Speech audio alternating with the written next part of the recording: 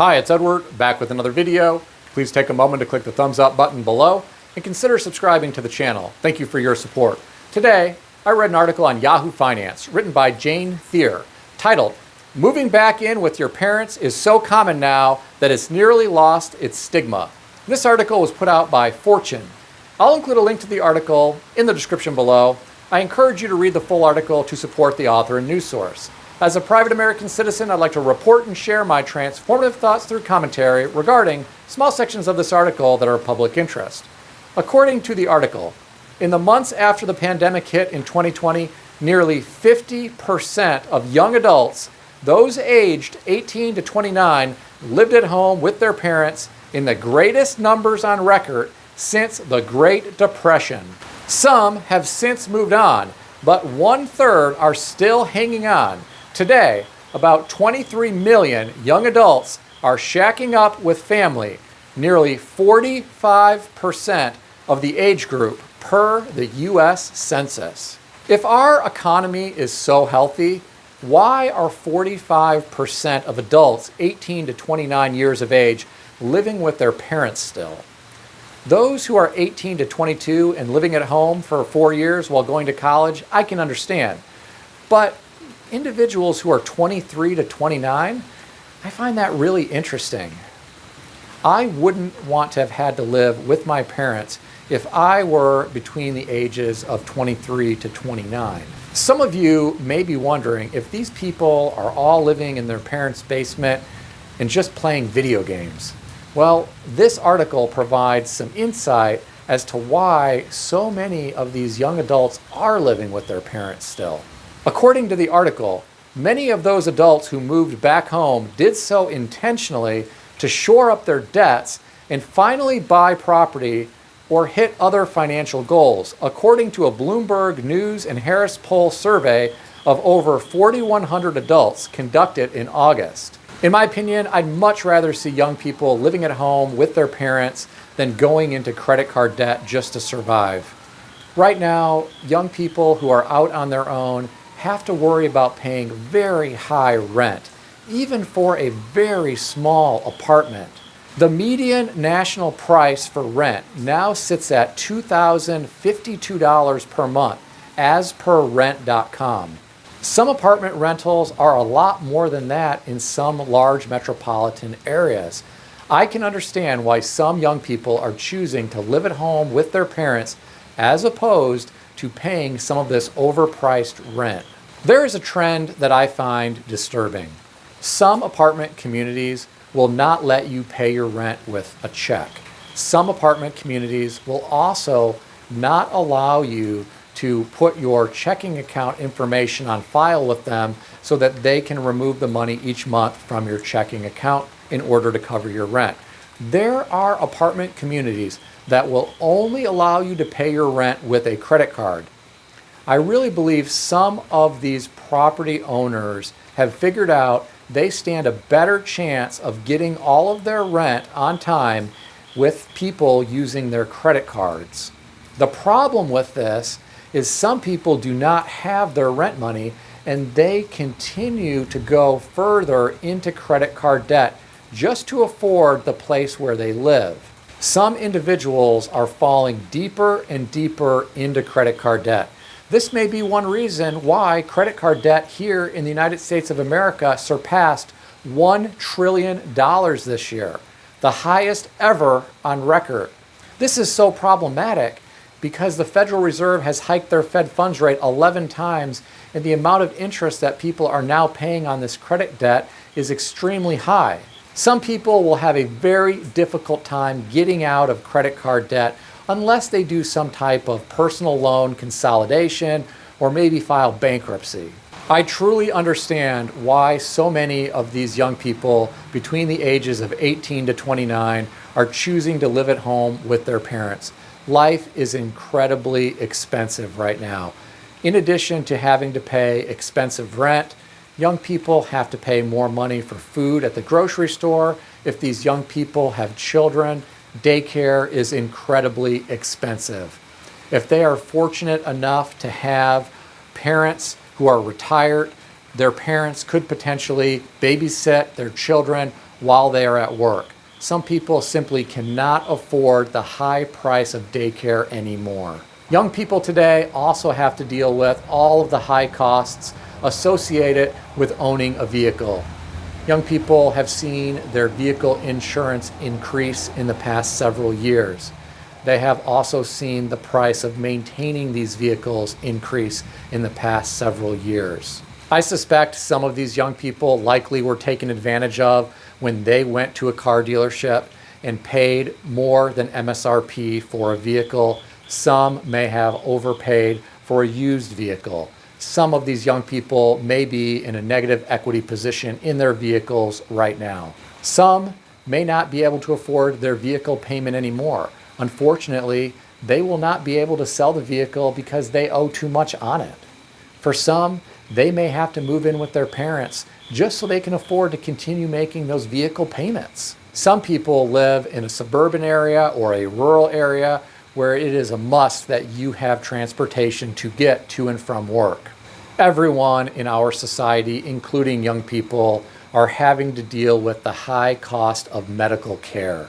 Most of these health insurance plans that are offered by employers have extremely high deductibles, which means everyone has to deal with some expensive medical bills at some point in their life.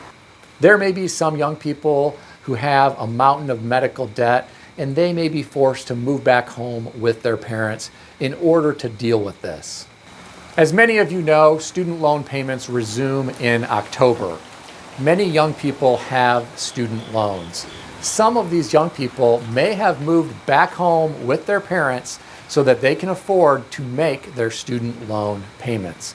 There are some young people who are defiant. They are planning on boycotting paying their student loans. I think this is a terrible idea. I suspect there are some responsible young people who have figured out they simply do not make enough money to be able to pay their student loan payments and still afford the lifestyle that they are accustomed to. Some of these young people may have decided moving home with their parents is the best option right now. In society, we have all been dealing with high inflation. Young people may not have seen their wages keep pace with inflation.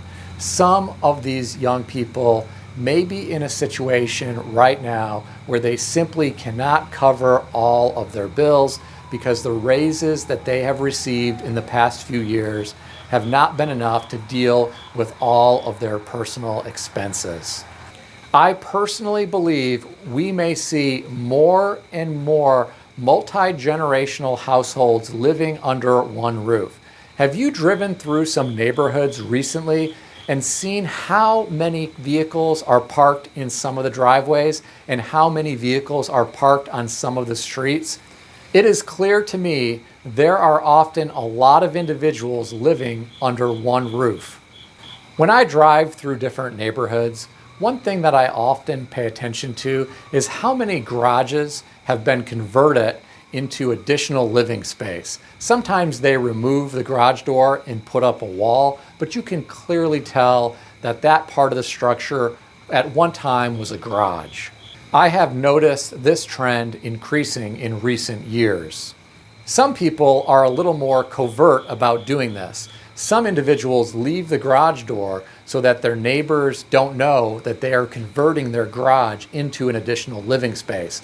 Some people frame up a wall inside of the garage door and then finish out the inside of the garage and turn that into additional living space so additional family members can live there. In my opinion, young people who are living at home with their parents are truly blessed. It is so wonderful that these young people have parents who are loving and are willing to let them continue to live at home. I truly hope that these young people who are still living at home with their parents are helping their parents out. I hope these young people are contributing to the utility costs and the food costs and the home maintenance costs. I hope these young people are helping their parents by washing the dishes and maintaining the yard and cleaning the house. I hope that these young people are not being a bunch of freeloaders. Every time I turn on the news, I hear stories about the homeless epidemic that is plaguing so many cities here in the United States of America. There are so many cities that have people living on the sidewalks. There are a lot of homeowners that are very concerned about the homeless epidemic potentially impacting their property values. Sometimes when I watch these news stories about the homeless epidemic, people point fingers and blame a lot of this problem on drug abuse. They talk about how these homeless people are drug addicts and that's why they are living on the street.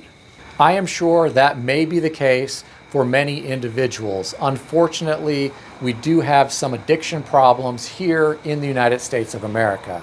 I suspect there are other individuals who are homeless that are still working jobs full time, yet they are not earning enough to be able to afford any type of housing in their city. Unfortunately, not everyone has the option to move back in with their parents because not everyone has parents who are still alive. Some individuals who are working incredibly hard and are not bringing home enough money to afford any type of housing in their city may end up living on the streets or living in their car, their truck, or their van. It is truly tragic what is happening here in the United States of America in some areas. It is almost like some type of post-apocalyptic movie like Mad Max. According to this article, the way things are trending, living with parents has become less of an anomaly and more a feature of the times. And there's little reason to believe, with how pricey day-to-day life has become, that things will stand to be much different anytime soon. Young adults certainly feel that way. Few of them believe they'll ever be able to retire or own a home. I think many of them may be right. I do believe some individuals can change their situation through hard work and a little luck. If someone is fortunate enough to be able to live at home with their parents, someone like this could potentially work multiple jobs and save as much money as possible. If someone could save enough money for a down payment on a modest home, someone like this could purchase a home with multiple bedrooms and then look for multiple adult roommates. When I purchased my first primary residence, I had 3 adult roommates who moved in with me. I charged each of them rent for their bedroom. They paid me enough rent to basically cover my mortgage payment. They also covered a portion of the utilities in the home. I was essentially living there free because they were paying me enough money in rent to cover my mortgage payment. Young people today may be able to do something like this. If someone is thinking about doing something like this, they should really hire a property management company. Have the property management company sign a lease with all of the individuals who will be renting within your home. This way, the property management company has to be the bad guys. The property management company has to levy the late fees if someone doesn't pay their rent. The property management company has to deal with evictions in the event someone continues to not pay their rent. The property management company has to be the bad guys if someone moves out and caused damage to their bedroom. You have to be systematic and strategic about how you do this, otherwise it could be a disaster. Keep in mind, not everyone needs to save money for a down payment on a home. Veterans can take advantage of VA loans that don't require any money down. There are also USDA loans that don't require any money down, but those types of homes typically are in very rural areas. Even with the no money down loans, you still have to save some money. You need to have money to pay for some closing costs. You also have to have money to pay for an appraisal and an inspection. For young people who are still living at home with their parents and are depressed about their financial situation, keep your chin up. You could possibly change your situation through hard work and a little luck. It is certainly possible to move out of your parents' house and get a home of your own someday. Cut out all frivolous spending, save as much as you can, consider getting a second job or a third job, and sock away as much money as you can. What do you think about all this? Are you surprised by the number of young people who are living at home with their parents? Share your thoughts in the comments section below. Please keep in mind, nothing in this video is financial advice or real estate advice. If you need advice of any kind, seek advice from a qualified professional in good standing who puts your interests first and foremost. If you enjoyed this video, consider giving it a thumbs up. If you haven't yet subscribed, please consider doing so. I want to extend a special thanks to all of my channel members. Thank you so much for your support. Stay healthy and wealthy. I'll see everyone in the next video.